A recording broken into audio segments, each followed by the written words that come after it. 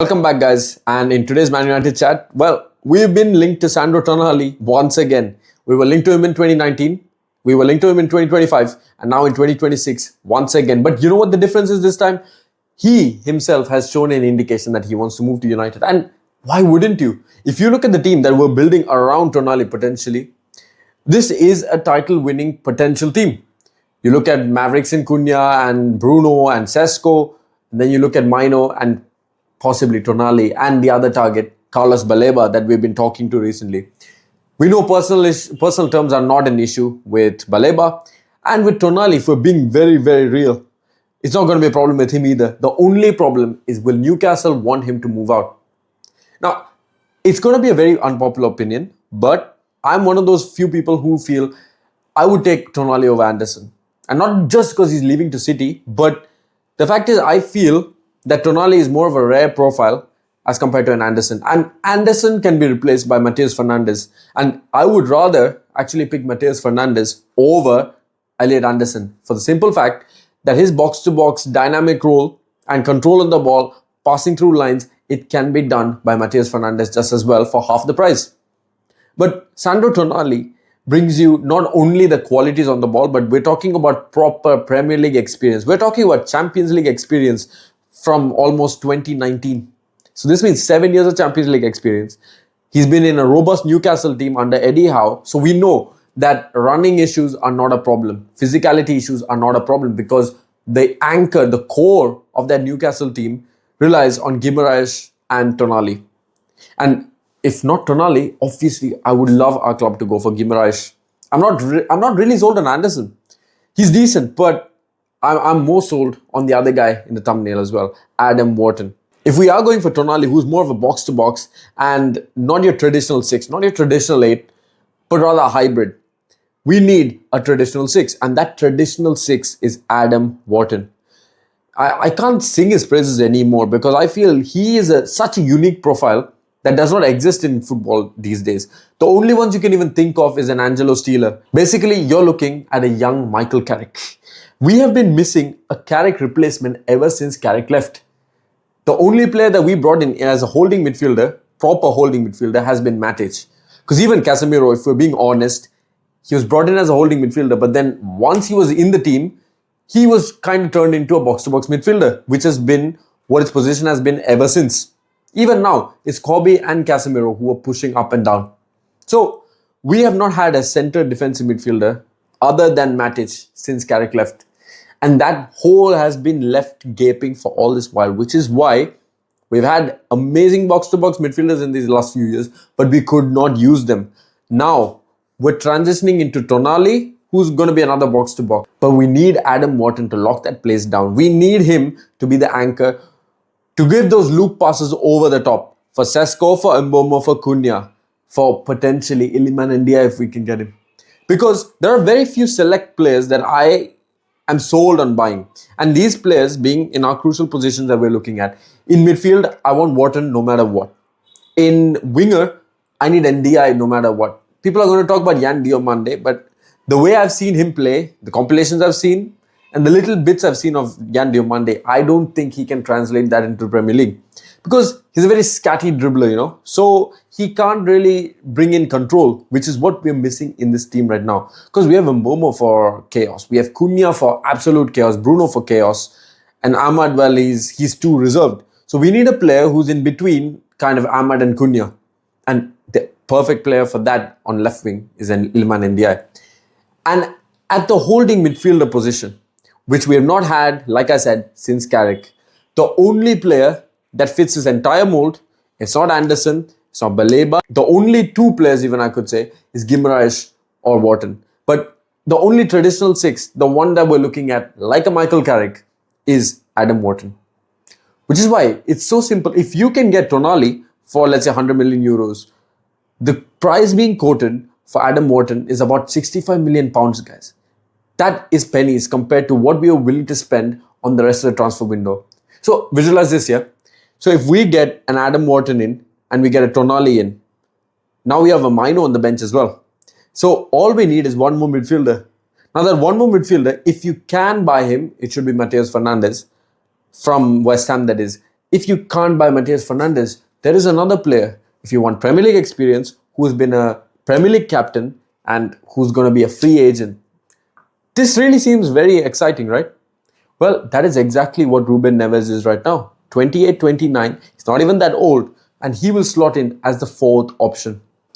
If you have him as the fourth option, so essentially it's going to be Mino and Neves, and then it's going to be Tonali and Wharton. These are going to be your pivot options. And this is what we're going to cycle between in the Premier League, in the FA Cup, and in the Champions League. Now, along with these guys, we have potentially, if we could get him, Eliman Ndia at left wing, and then you have these options in midfield. There's one more option we need to get, because we know fullbacks are a weakness.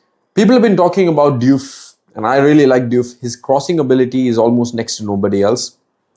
But over Diouf, there's one player which might be hard to get because we're getting Tonali from the exact same club. Lewis Hall is just outstanding. And guys, tell me who that reminds you of. Who does Lewis Hall remind you of? It reminds you of a Luke Shaw before his injury happened.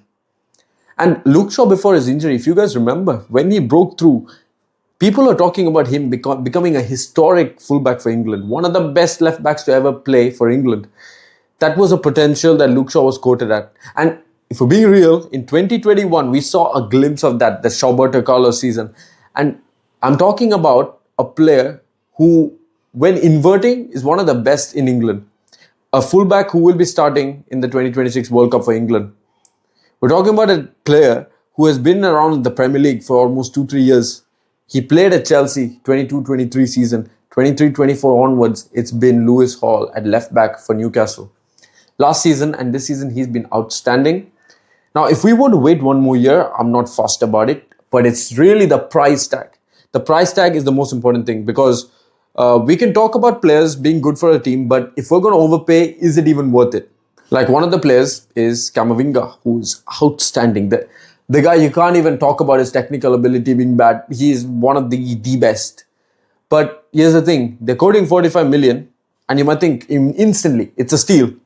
And you'd be right. But the only problem is, where does Camavinga play? Camavinga plays at Real Madrid. He plays in La Liga and Champions League.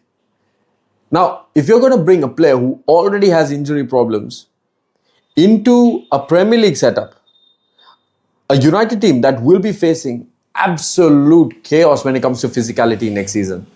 Well, when we're facing that kind of physicality, you cannot rely on Camavinga to pull you through games, because it's kind of the same thing that we have with Lisandro right now. It's the same thing that we have with De Ligt right now. We love these players, right? These players, ideally, if they were fit, would be some of the best in the world, just like Luke Shaw. But when we don't have them available, you can't use them. And you can't even say that just keeping them on the bench is a really brilliant asset, because you could buy some other player, like example Matthias Fernandes, who's not even on the level of Camavinga, but when he gives you more availability, we can use him more when it comes to crucial moments. So if we were having a Champions League quarterfinals, for example, and we had to choose between Camavinga or Matthias Fernandes to stay fit, we know who it is. It's more likely to stay fit. It's going to be Matthias Fernandes. So do we even want to risk a case of buying a Camavinga who is outstanding technically, but do we want to risk the fact that he might not be available for nearly 70-80% of the season because he's going to be injured? Especially in a Premier League that's purely built on physicality and power and pace. And that's the only reason why I say, even if there are good players, we got to get them for the correct price, and also availability is going to be a big factor. Because even with the Tonali, let's say that he's going to be unavailable for whatever reason, then that investment that we put in 100 million euros is not going to be worth it. Adam Wharton, likewise, Carlos Baleba the same way, and which is why, despite the fact that we're linked to Baleba, I'm not so sold on Baleba, because of the fact that if you're going to invest 75 million euros, you want guarantees, especially with an experienced leader like Casemiro leaving. You're not just missing the leader, you're missing the goals from set pieces, you're missing the control in midfield, which we miss when we get Casemiro out of the team. So, are you going to be able to trust Baleba? Having seen the season that he's put in, what are we to say that he's not going to repeat the season again next season? Because he's really had only one breakout season. So, you're comparing really his breakout season, which was outstanding, and then this season, which has been the complete opposite. And the only time in this entire season where there's been a ray of hope with Baleba has been the AFCON. But we can talk about AFCON being very different physically compared to the Premier League, and so it's probably a totally different ball game. So we can't even compare performances like that anymore. So we are stuck in a place where we need guarantees, but this is why, if I was United, what I would do is I renew Casemiro's contract for even 1 year. Yes, we might be paying 400k, but the leadership, the experience, and the quality that we get with set pieces, if you're going to phase out Casemiro, the best way to do it is have Casemiro in the team. You have Wharton in the team. In case Adam Wharton can't adapt, in case Tonali can't adapt, in that case, you have Casemiro kind of covering up, and then you go from there. So you're not putting much pressure on Casemiro, you're not putting much pressure on Tonali to perform or Wharton. You kind of ease them in. And that is the way to do it. But unfortunately, Ineos do not want to give Casemiro a contract because 400k. And at the same time, they might be about to give Bruno another extension contract, but as long as it stays at the same wages, you know what, we can give it another 1 year or two because Bruno's been playing out of his skin. So here's the deal. We're going to go for midfielders. We're going to go for fullbacks. It's really up to Ineos and really Christopher Vivell. After his recruitment this summer, I do trust him completely. You know what? He's going to pick out the perfect players for us. Because Sesko and Lamens, top two signings of this summer for us, honestly. Lamens being first, obviously. But he's picked out the two best signings of our summer, which we were pretty dubious about. Because you could say some people were sold more on Emi Martinez. Some people were more sold on Ollie Watkins. But yet they said, you know what? Just trust us. These players are going to be amazing. This is why, as a third midfielder, if we were to buy somebody, I would even trust one of Vivell or Wilcox's recruitment to buy a midfielder that might not be the superstar levels, but somebody who will be superstar when they come into the team. What do you guys think anyways? Comment down below. Who are your top signings?